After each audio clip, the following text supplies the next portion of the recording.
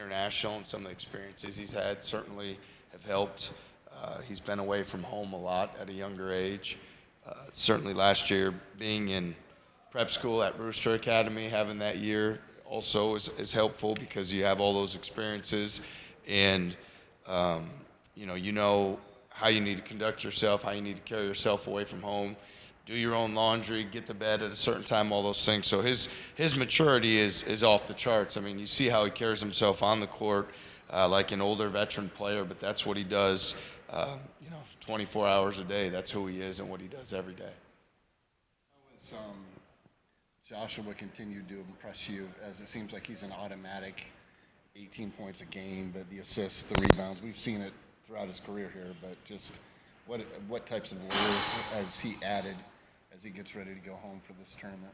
Well, more than even the basketball component, it's the leadership piece of setting the tone for our team, being an aggressor, making sure that every single day at practice and every time out that we're production driven. And last year, I think there would have been times with Joshua in some of the games early in the season where maybe his focus wasn't as great as it's been, and he's been in a tremendous spot. To me, I'm always gauging with him the rebounding numbers, especially going to the offensive glass, to the level of aggressiveness he's bringing to the game. But obviously his playmaking is tremendous. His IQ, his ability to make plays for his teammates, to get us in the paint, to create an advantage, and then defensively his versatility and ability to finish plays on the glass is great. So I think it really comes down to him being production driven, every possession, every time he takes the court, because we see his gifts and we see how much he can impact winning offensively and defensively. And so it's a high standard for him to uphold, but we need him to uphold it every single time out. Joshua, how would you describe his leadership style? Is there like a hidden vocal element that we just don't get to see when he's in front of the mic, or is he a lead by example guy? Yeah, I think the example is certainly the first part for Joshua, because when you show guys that you're going to pressure the ball, that you're going to be on the glass, we talk a lot offensively, get the ball in the paint and make the right play, and you're committed to doing those things. I think that's the most powerful form of leadership, as example. And then guys respect his voice. They know what he's accomplished throughout his career. They know what his goals are for our team this season and what he's looking to do. They see his intent every day. So when he picks his spots to be vocal, he can be very impactful because of, they see his actions aligning that way. This event has obviously kind of taken over Feast Week. What's it mean for you and your program to be involved with it? Yeah, it's a tremendous honor to be in the Players Era tournament. There's, certainly they can be very selective on who they allow in and the programs that they allow in. And so to be included among the other programs that are very highly regarded, a lot of respect for the guys that have come before us, the players, the coaches, everybody that's helped to elevate our program to get us to the point where, where we're a team that's in demand for an event like this. What is it about the organizers of this group that makes it such an attractive event for programs like yourself and other top programs who are participating? Yeah, I mean, there's a lot of reasons why you want to play in this event, and I think the organization of the event, you've heard it's a first-class event across the boards. For our guys to have that opportunity, it's traveling distance, but nothing that's too extreme that sets your guys back from that vantage point.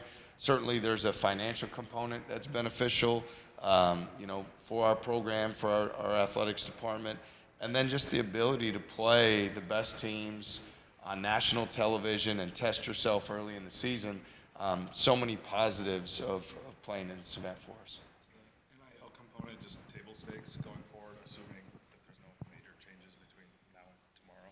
Yeah, that's a great question. I don't know in terms of how things continue to move forward, what the rules are, or how they continue to evolve.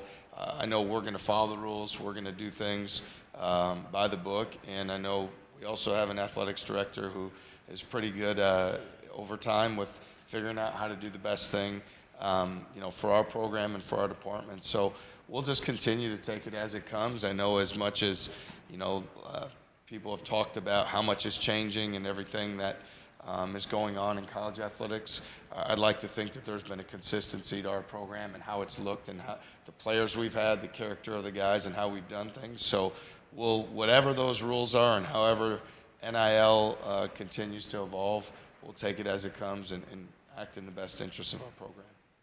What have you seen from St. John's so far on tape? I mean, certainly they're a very gifted team in terms of ability of, players to be able to make plays.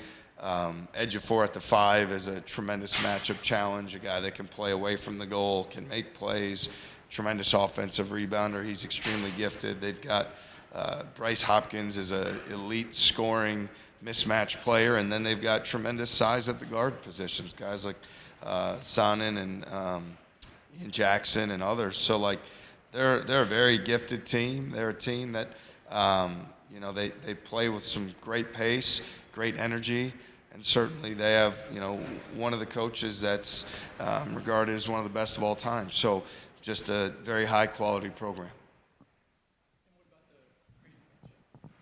Yeah, I'm not interested in that right now. I should have seen that coming. How excited are you to go back to Vegas?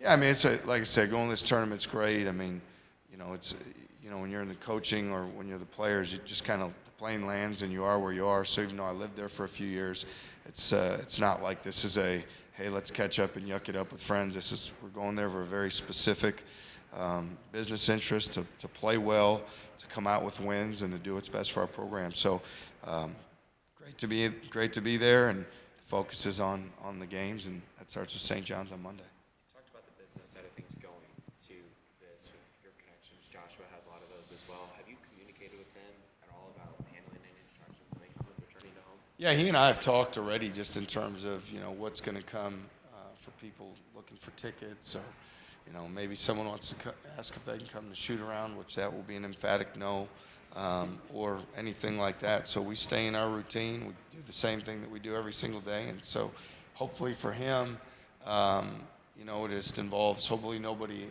his circle puts pressure on him late about tickets or anything like that, so he can just keep his focus the same way that he's done up to this point. What has Dominic added for you on both ends of the floor, and what would you like to see him do better on both ends? Yeah, Dominic's ability to get into the paint is, it's tremendous. I mean, he gets downhill, he's trying to drive downhill, he's probably trying to go right, and yet keeping him out of there is really hard. So he gives us a dynamic to attack the paint, to draw fouls, to get to the line, to get to the basket. It's an important component for our offense. Defensively, he's got instincts off the ball where he can make plays, get steals, get in the open court. Love to continue to see him guard the basketball with greater conviction, rebound the basketball, because when he gets the rebound and pushes the break, I think that's great. And even offensively, as possessions wear on, continuing to think about, how do I get us back in the paint? How do I attack the paint again? We see what it looks like in transition and in a slow break. Would love to continue to see that later in possessions as teams get more spread out as well. Where do you guys feel like you're at with Dominic's shooting from the free throw line, from the field? Yeah, I mean, love to see him, convert more at the foul line for sure. It's something that he works on, and because he gets there at such a high regularity, that's going to be an important factor. And to me, everybody's got to figure out how to be efficient. What are the shots for each individual to be efficient?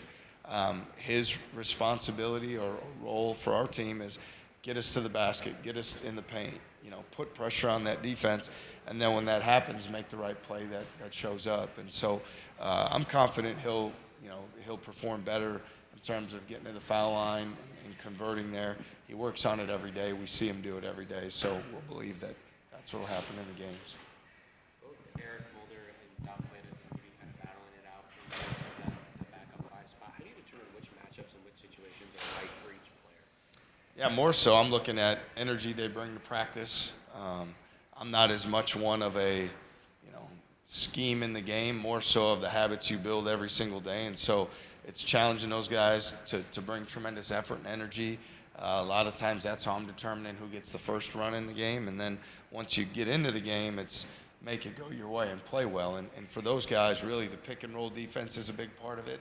Offensive rebounding is a big part of it. And then, helping us facilitate some offense and 5 out. So, but I've been pleased with what both of them brought to the table. And I think, in almost all situations, it's going to be get them both in the game and just see who's having the better night that night.